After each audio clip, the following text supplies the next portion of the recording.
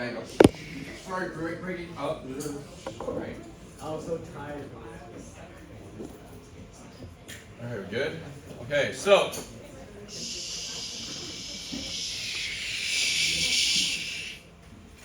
I hope she's wearing headphones for this. So, we talked about rubber, right? We talked about how rubber is a naturally occurring polymer, right? So you get these happy little isopropenes, you whack them together, and you get polyisoprene rubber. Sorry, polyisoprene rubber.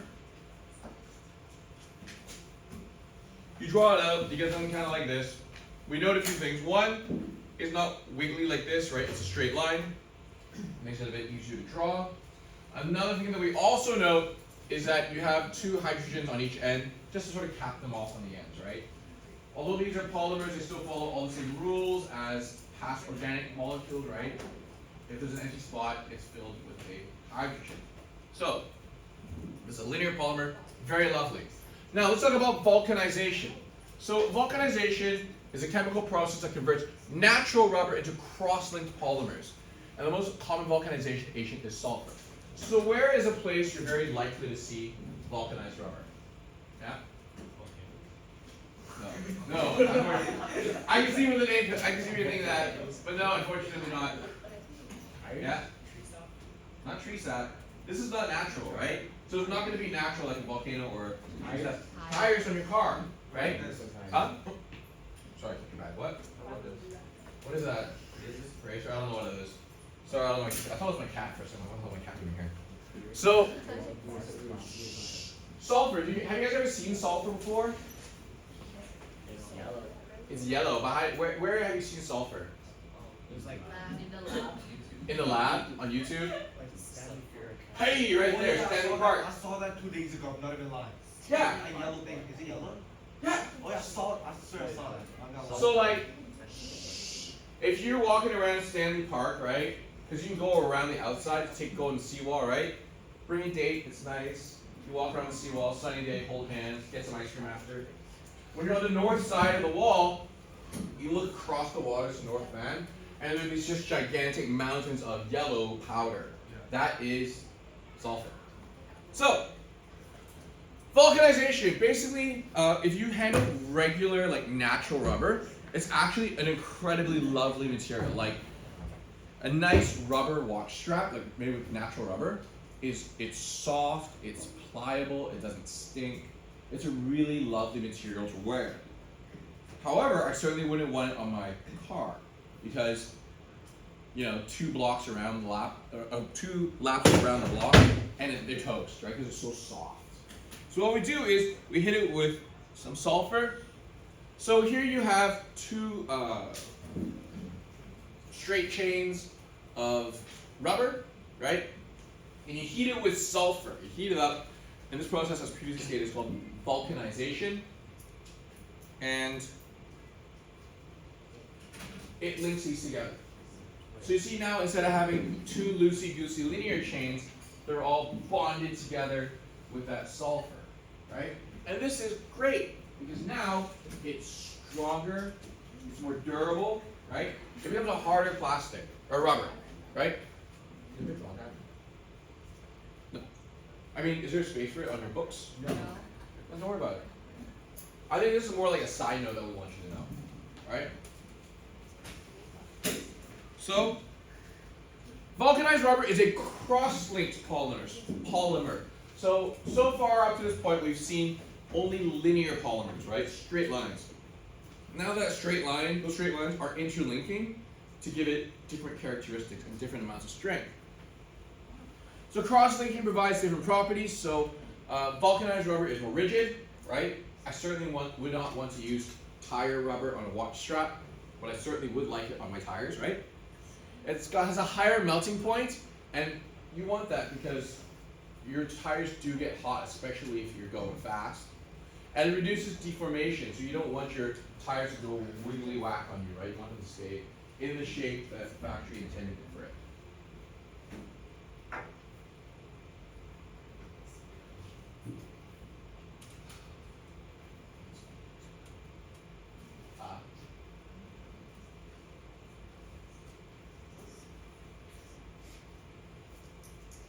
Do you know if the audio was okay yesterday? I guess so. Okay, great. No, So, it's oh, sorry. Yeah. Do you not have your own package? I forgot to put my binder in my backpack. Oh, that's unfortunate. Make sure you get pictures. Or you can rewatch this video.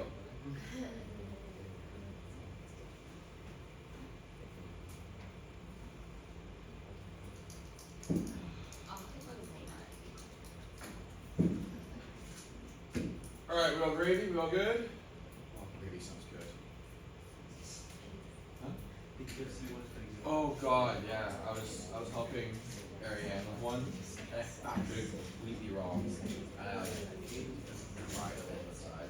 Dude, I used to teach calculus. I used to be so good at it. I haven't taught it for 1 year and I'm like, oh, it's over. No, I don't have any calculus. What years?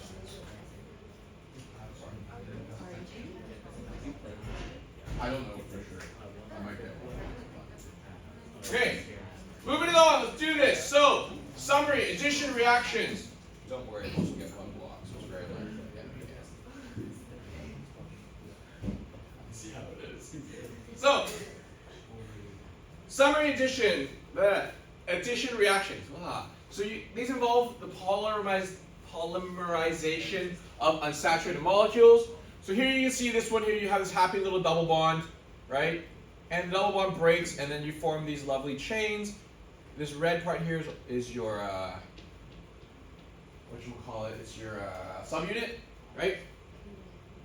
Polymers are usually linear, and polymers made from one subunit, so the same repeating piece, is called a homopolymer. And the word homo, remember, means the same, right? So it's going to be the same polymer over and over again.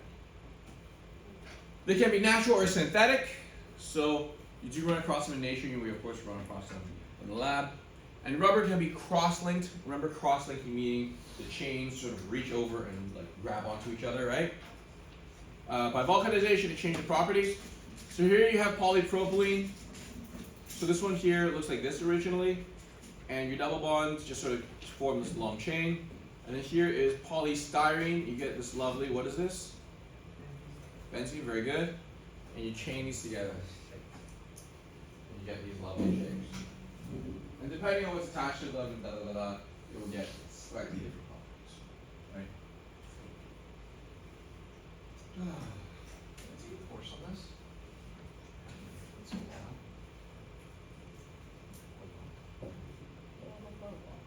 No. I do want to go for a walk. No, I want to be asleep on the beach right now. No. I think I might have taken a polymers course in university, but I can't remember. Oh. Okay, so up to this point, we've only looked at addition ones. You have a happy little double bond, you break it, you bond stuff, la la la la. Now, let's talk about condensation. So condensation is a little different.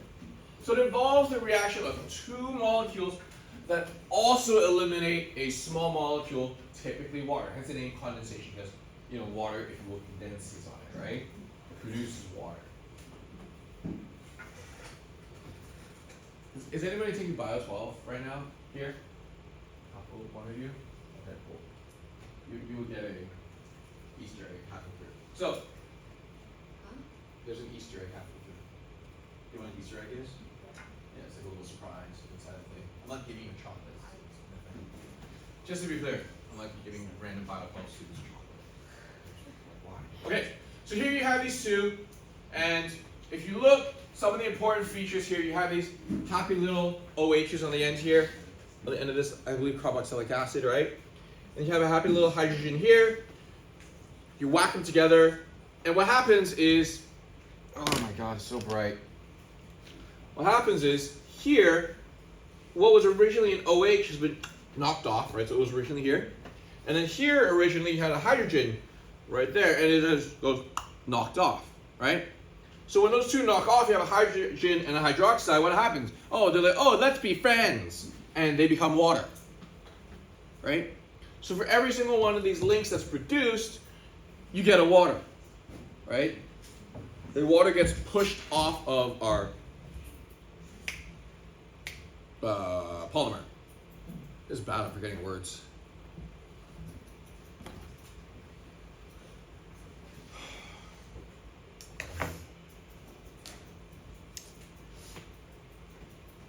Forgetting words and forgetting names.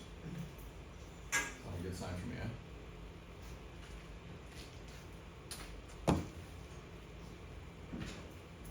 Forgot my own name the other day. Great. Okay. So this material here is Kevlar. What is Kevlar frequently used for? Bulletproof vest. Did you say cardstock? What did you say? Sounds like a song. Kevlar? Guess so. So Kevlar is frequently used for bulletproof vests This guy. because it is a very strong material. Remember, bullets are basically rocks that are going really, really fast, right? And so if you can catch that rock in a net that's strong enough, it won't go through. It'll bruise the hell out of you, but at least you don't get a new hole punched in you, right? So that's basically what it is. It's a super, super, super strong thread, right? So this is what's classed as a copolymer. So copolymer is a polymer made from two different monomers. So remember our previous one is a homopolymer, right? Only one type of thing goes in. This one is alternating. Was it red, blue, red, blue, red, blue. It's a very dark red. Nobody else uses Kevlar in race cars. You put a little bit of what's this stuff called? A little bit of a hardener on it. You can form body panels, or you just stretch it over the frames. Makes it super light and incredibly dangerous.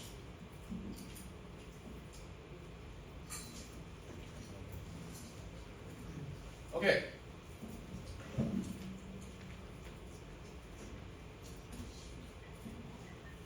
So a monomer can be the same repeating units. This is homopolymer.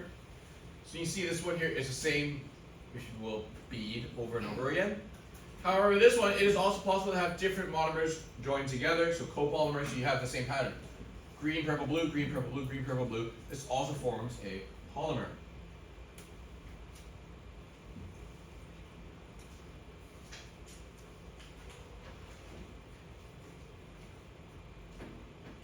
Okay, we good? So, monomers must have at least two reactive functional groups in order to propagate the polymer chain. So this one has carboxylic acid on each end. I think this one has amines. I think amines. I don't know anymore. I don't know anything anymore. But you need to have two, right? So one can attach to one, and then the other one can attach to something else. If you only have one, then you can only attach to one thing, and then it's over, right? Your chain's cut off. If more reactive sites are present, you may have this lovely cross-linking that occurs. This, of course, may or may not be useful to you depending on the application of your particular polymer. There are cases where you want it more soft, and there are cases where you want it as hard as possible.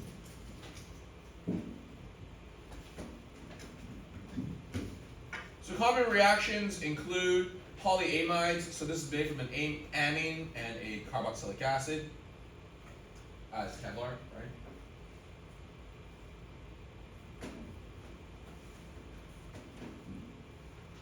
So for this point, you'll probably want to draw this down. At least draw this, and then like one cycle of this, so that way you know what it is.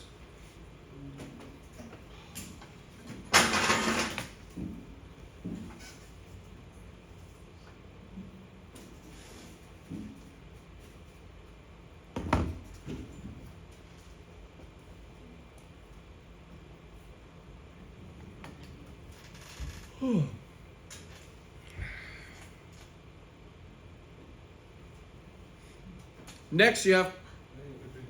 Sorry.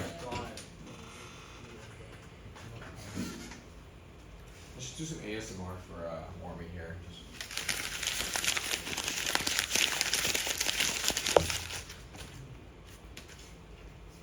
That's also how you get out of calls. Sorry, reception's dropping.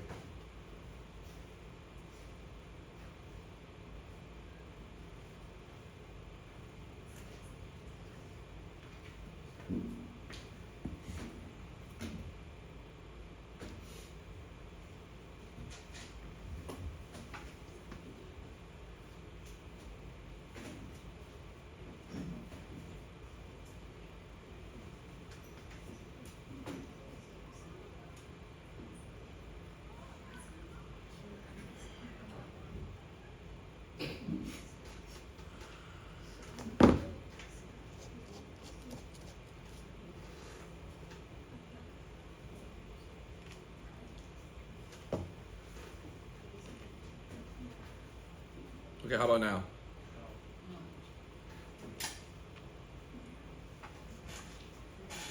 And now a word from our sponsor, Squarespace.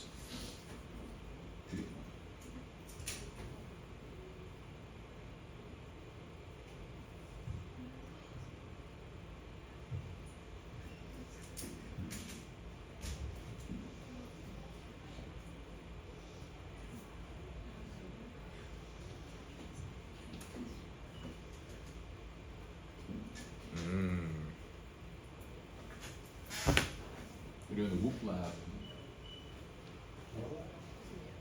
Room Lab. They look magnesium boric acid.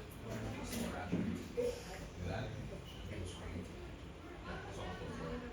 The Whoop Lab.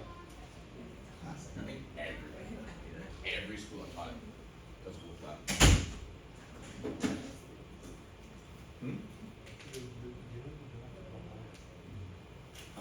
I said it was easier, and I said it was good.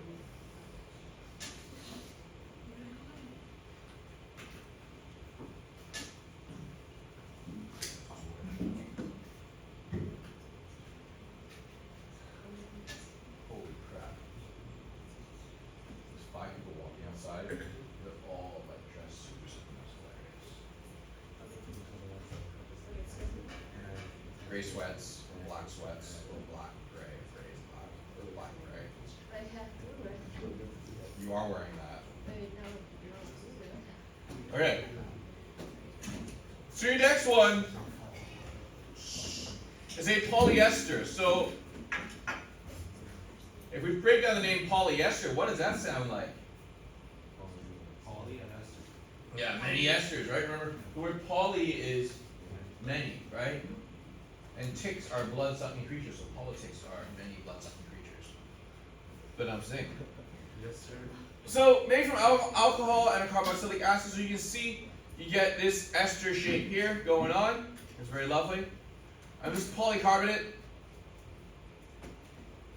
also used to us. It's generally a nice see-through plasticky type deal.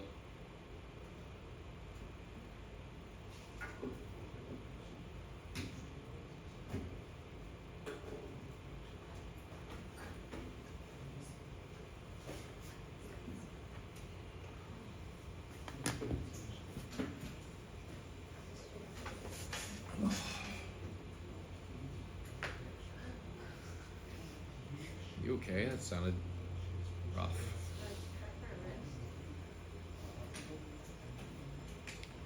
Yeah.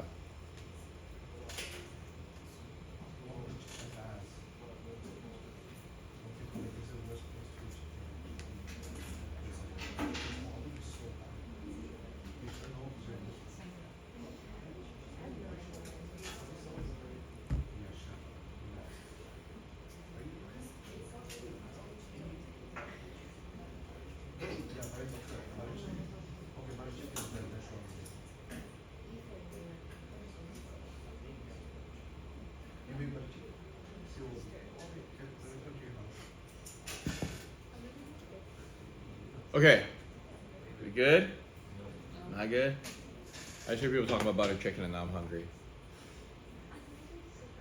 Oh.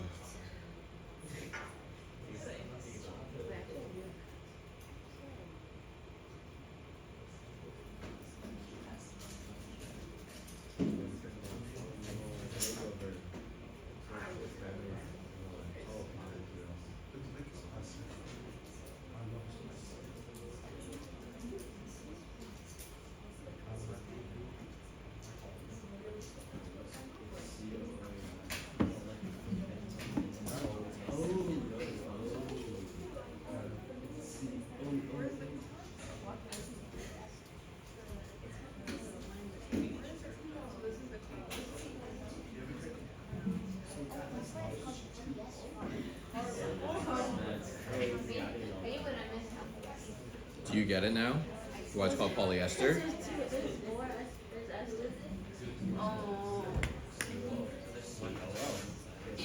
All right, next.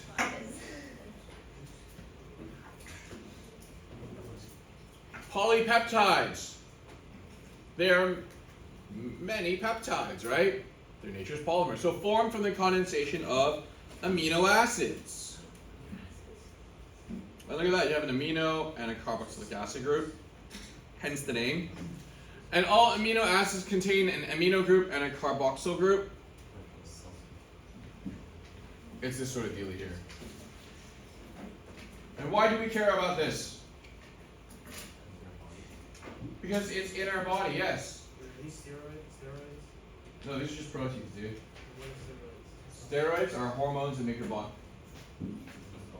They're hormones that trigger your body to do certain things, right? At least it's my understanding. So, for example, you guys are coursing with hormones right now because you guys are teenagers, right? So that's why you're getting like hair in new places, stuff stink. Your body's starting to change. For the guys, you might start growing more rapidly. You might get bigger, more muscular, right? Because those hormones are triggering those things. So for steroids, what they do is they kind of they falsely trigger your body to whatever, build more muscle or whatever it is that particular steroid is designed to do, right? So there are other steroids that are not just for bodybuilding, but the ones that are like skin conditions or whatever, right? Or to reduce swelling. My recommendation to you, because I'm pretty sure someone's gonna ask me at some point, go take steroids. And I'll tell you why. At least, not yet. I had a friend who got very serious in bodybuilding. He was around my really mid-20s, late 20s, right? And he tried steroids. And I was just out of curiosity. I was like, hey, bro, what does it feel like when you're on steroids? And I was like, oh, do you remember when you were 16 and you can go out and do whatever you want? You could like run around the park 500 times, you could like fall off the second story floor or something like that into a bush. And you'd wake up feeling fine the next day. I'm like, yeah. He's like, yeah, that's what it feels like. So like for me right now, if I go out and I do some type of physical activity that my body's not conditioned for, I will hurt for ages. But you guys, since you're young, you guys recover really, really fast, right? You don't hurt as long, you build muscle faster.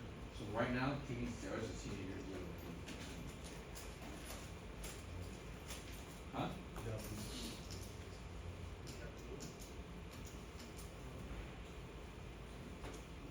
It also does other things too, right? It triggers other bits to not work correctly. You know what I mean? You probably don't want that. So, this is the condensation reaction, right? So when you react these, you get a little water pushed out. So something else to note as well is fats follow a similar sort of reaction. So if you are looking to lose fat, that's why a lot of people say you gotta drink a lot of water. Because when you're trying to break these chains down, you need to add in a water for it to break apart. So that's something worth noting.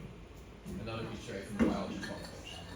So, polypeptides, a peptide bond is formed between the amine of one molecule and the carboxylic acid of another. So here you got this, and these break apart, you get a little water action going, and then they chain together and you have a very short protein. Of course, we care about this, especially if you're some sort of athlete, because proteins are the building blocks for your muscles, right?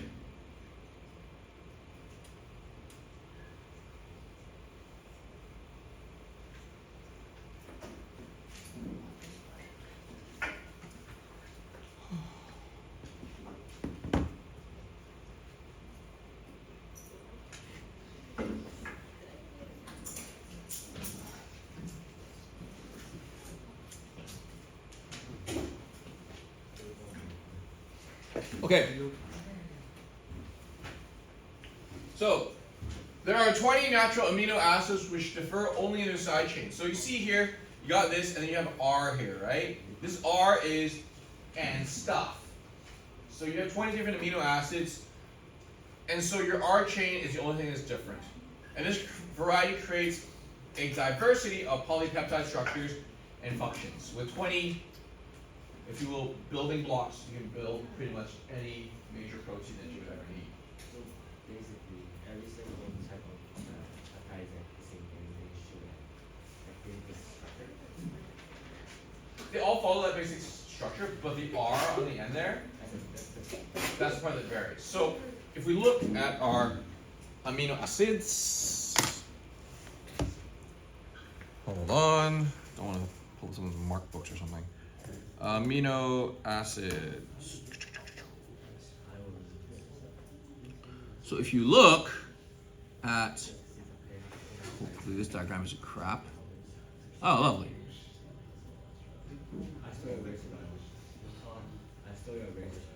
This variety switch. So if you look, your amino acids here, this top part is identical across the board, this top part here, right? It's this bottom dangly bit that's your difference, right? And that's what gives them the variety. However, because they have an amine group and a carboxylic acid, that's what allows them to chain together effectively, right? So it's the only thing that's different with the R part, right? Sorry? So I think the one different thing is like the type or like the R side. Sorry, the amino acids is a side chain, yeah. Right? So, silk is an example of this, right? We like silk, nice soft clothes or bedding or whatever you're into, right? Hair, I think most of us have some type of hair.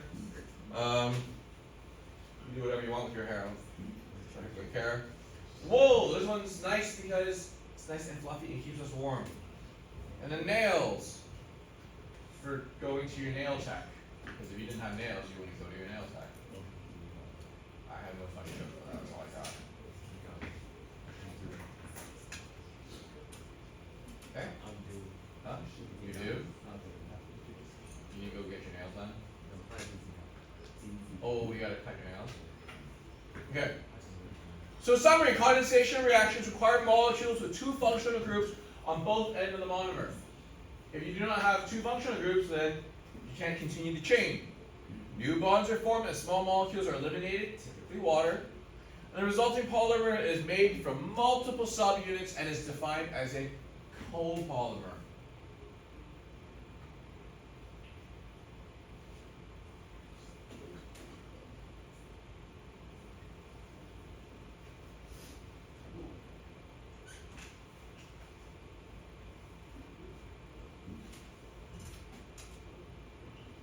Oh.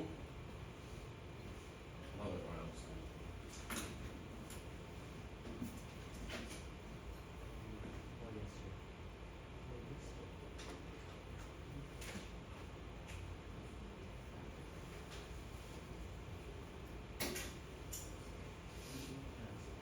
Alright, good? Great. So, condensation reactions. Here you can see one. Excuse me. You have this, so your hydroxide here, sorry, not hydroxide, your OH and your H here eliminate themselves, and then this here and this here chain together to produce your ester link. And you get a polyester. Yeah. And this here, there is a double bonded O missing here. Hold on. So it should look like this. I don't know why this missing from it. And those, of course, your OH here and your H here eliminate, and then you get your polyamide of sorts. This box here in the middle is just like and stuff, whatever that stuff we need it to be. B.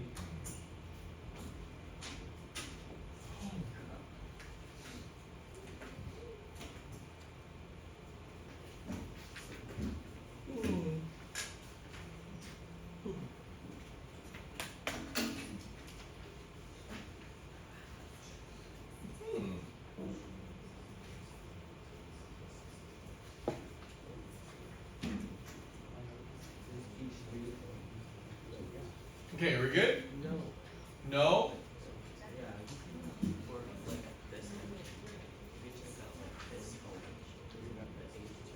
Not one H2, it's just not two H's, it's just one of them.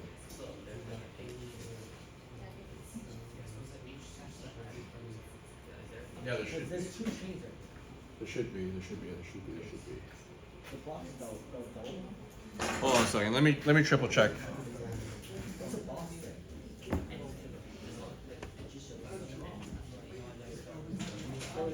Yeah, you're right. So it should look. Oh my gosh, why is it doing this? So why is it doing this irritating crap? So it should look like this. So there should also be an H attached to the end as well there. I don't know why there's 2 mistakes. Very atypical. All right, we good? Okay. Any questions? All right, so you for sure need to know your polymers for Tuesday's test. It is still slated for Tuesday. After that, Wednesday, Thursday, Friday, pretty much for the rest of the semester, we're working in lab like almost every single day. It's gonna be sick because you guys are actually gonna be like nailing down a skill that's tricky. It's difficult. So when you get good at it, you get real good at it. It puts you miles ahead of your colleagues when you get to university. Seriously. Yeah. Wait, so we need to know all this for the test? You said? Yeah, so you need to know all your polymer stuff.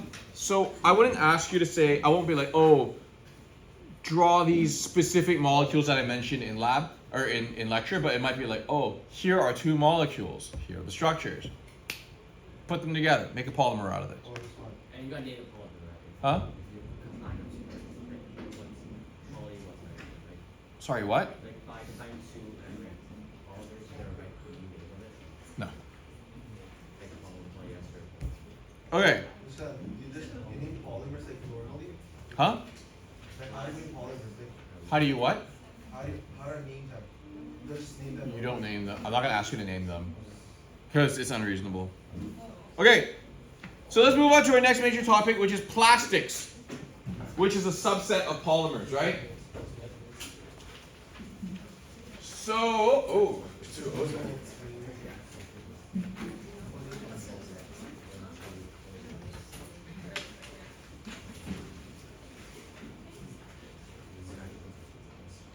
Okay, so what percentage of plastic waste gets recycled globally? I don't remember what the number is. But if we look here, this table is like 11 years out of date. But you can see that our plastic production has gone through the roof, right? Because in the 50s it wasn't really available. And now it's obviously really popular. And it's actually a reasonable thing, if you will. Because plastics are so useful, right? So much of what we use is plastics because it's functional. It's strong, it's cheap to produce, it's light, right? A lot of modern cars are made of plastic because it's light. So we've been producing it like crazy, we use it like crazy. But if you look, you can see that despite our best efforts, maybe about, you're right, about maybe 15, 20-ish% is recycled. This was 10 years ago, hopefully the number's gone up. A bunch of it gets incinerated and then a lot of it gets discarded, right?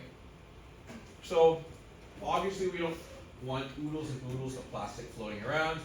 There are massive patches of plastic in the ocean. It's terrible, right? So let's talk a little bit about recycling. So none of this will be expressly on the test. However, it is, I think, something important to learn. So if you look, if you have like a plastic container, so like Hillary, I think you're gonna have a plastic container there, or like the Starbucks cup, if you look and you can find a little number on it. So this one says number 5. Oh, sorry, Abby, it's your bottle. Oh, does your bottle have a number on the bottom, by any chance? 7. All right, do I see a 6? Earlier today, we were looking at a plastic water bottle, an Aquafina or whatever, and I think it had a 1 on it. So the different plastics have different properties, and you recycle them differently. All right. So, oh yes, thank you. So you have 1, 2, 3, 4, 5, 6, and of course there's 7. So you know this isn't all of them. So here are your basic structures. I'm gonna skip over this guessing game. I'm just gonna go straight to this. So your number ones are your PETs, your polyethylene terephthalate. And they're strong, thermostable, and transparent. So this is your basic structure for these. And you're gonna get your containers, these type of plastic containers and these types of containers are all made from this. So it's gonna be carbon cells. What number's on that one? 5. 5? Alright, we'll get to 5 later. So now we're just gonna test. Hey, can you take off the cap to answer my flask and see if there's a number on it? Like take off the whole thing. There should be a number on the inside of it. Like 7. There's a space in Is there a number? there. Look how small. Sorry, so it's number 5. Okay. Wait, do we need to know the structures for the test? You don't need to know the structures for the test, but this is still useful to know. That was probably a 1, right? It was 6. So like, Is it a 6? it does have 9 or 6. 9? It's not a competition. So And which you one can check the cap too. The cap will also have a number as well. here, it's right here. That's what I did. One. Oh, shit, I Son. lied. Which one is the worst? Looked at the wrong. It depends what you're doing, right? Okay, so these are obviously useful for us because all our plastic containers and whatever use this type of material, right? So it's the most recycled plastic. Recycled PET can be found in athletic shoes, luggage, car parts, and carpet fibers.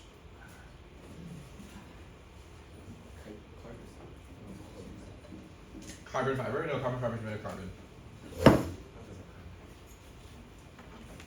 If it's any carbon, I saw that carbon fiber the first time I saw it too.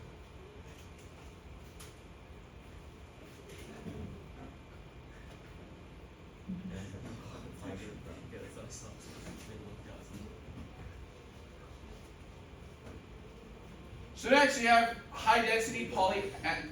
Do I need to go back?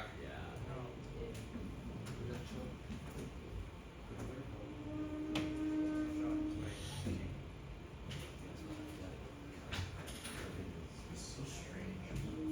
Your whole generation is so like monochromatic. Like all the kids outside are like white, gray, black, beige. Not the people, the color of their clothes. Why are you supposed to wear like We're not already on the spot. Why not? you're different. You're gonna be see what's other people are. You Alright. see my great Okay.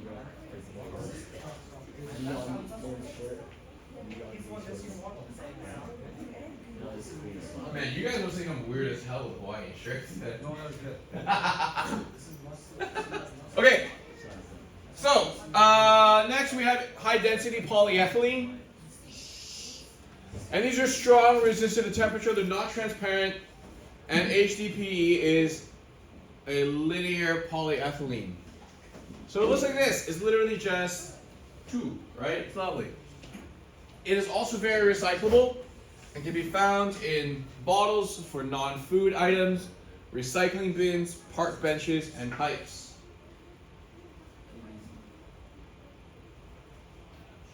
It's no, it's linear.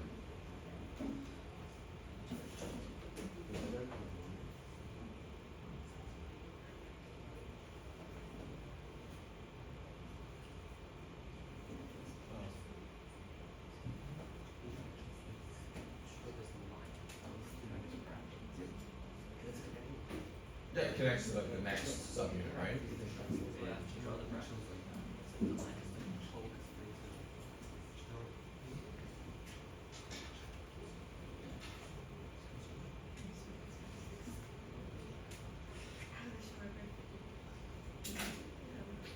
Okay.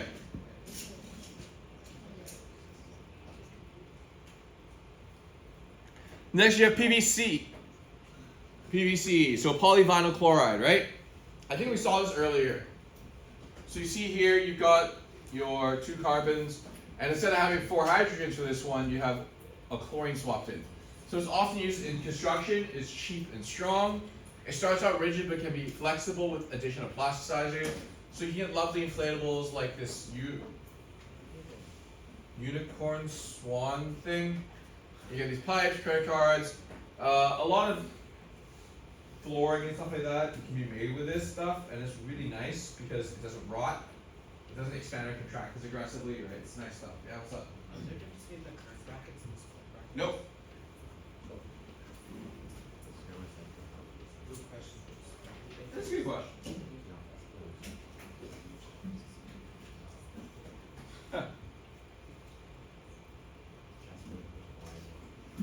So it requires separation from other plastics, and recycled PVC can be found in piping, decking, traffic conings, electrical cabling, and packaging.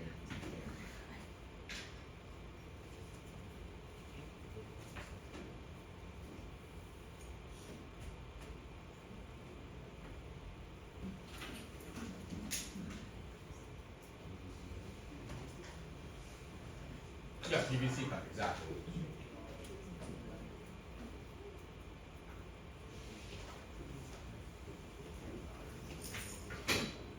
Okay, so next, you have low density polyethylene. So number 2 is high density polyethylene, number 4 is low density. So this is cheap and easy to produce. Soft, flexible plastic, safe for food, used in food packaging and plastic bags. And it's a branched polyethylene. So it looks like this, but they're branched off. And they require separation from high density polyethylene. And you have to separate out colors as well. So you find this stuff in trash cans and compost bins, floor tiles, bubble wrap, stuff that's flexible. I'll show you in a second. Is this not the same as number 2? The other structure? That's a great question. I'll show you in a second.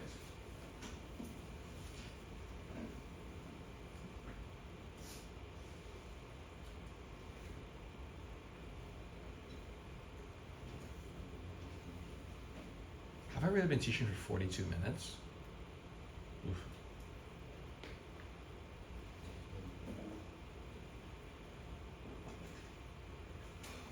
Okay.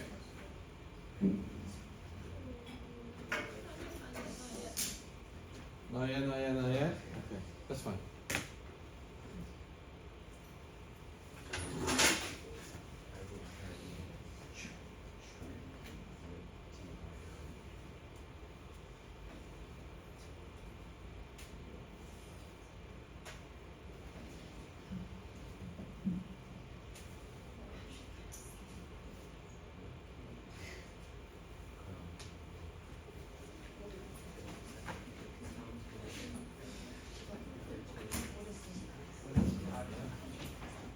Okay, so next, let's look at the difference between high density and low density. Al, what's up?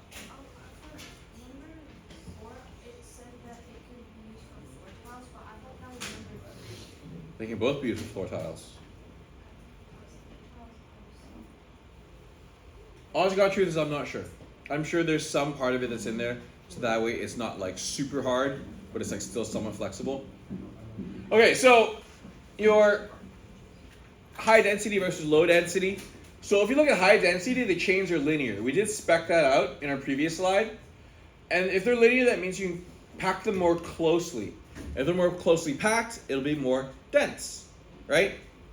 For the case of low density polyethylene, they're branched, right? So that means that they have difficulty for the molecules to pack closely, so they're less dense. So you see here, you've got your happy little chains, but they're branched off, which means they'll grab onto each other. Sorry, not grab onto each other. They're just more spaced out because you can't wedge them together as tightly.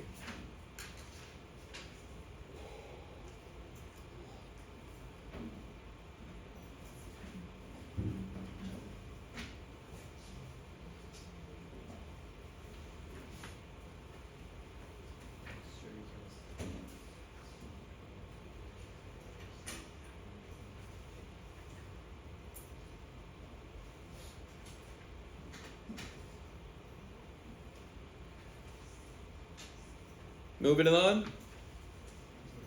Great. So here you can see long branch versus linear. And your short branch looks just like this. It's basically the same thing, just with these branches. They're basically gymongous alkanes.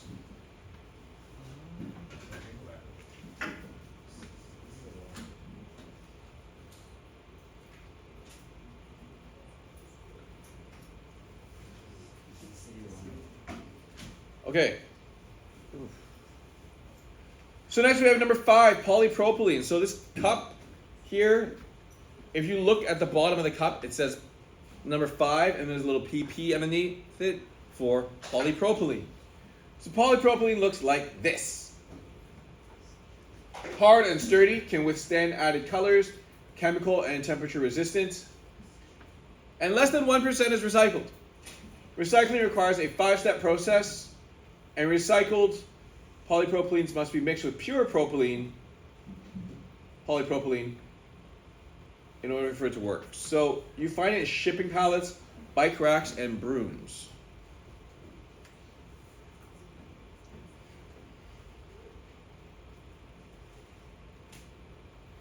Does anybody have a styrofoam container by any chance? It's pretty unlikely. Okay, thought I'd ask.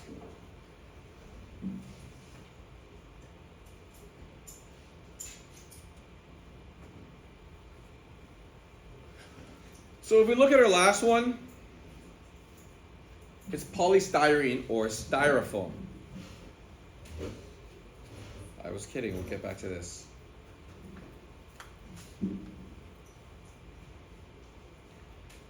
Oh my god, turn off your phone, whoever it is. Don't be a snitch, dude.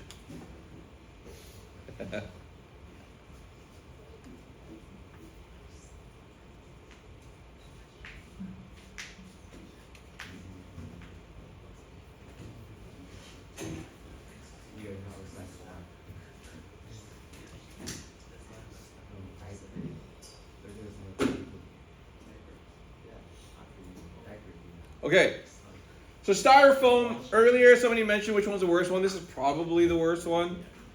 So if you remember from the 90s, no you don't because you guys were all non-existent yet. This is sort of what everything used to come in. It was these styrofoam containers, right? And they're cheap, they're easy to make, but they may leach harmful chemicals when heated. So you never ever microwave your leftovers in this, right? So that's why